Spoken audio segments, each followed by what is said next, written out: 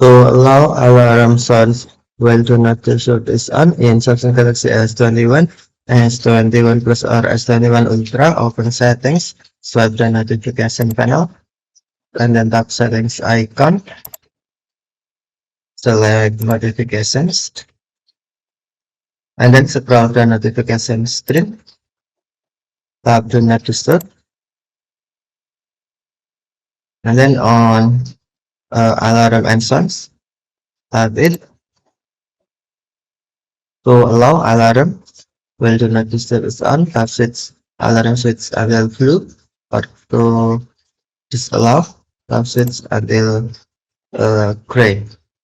When do not disturb is on, sound and third person will be muted exception from the instance you allow above. Okay, tap alarm switch until blue to allow, or tap switch until green to deny alarm while do not disturb is on. Okay, thank you for watching. Have a nice day.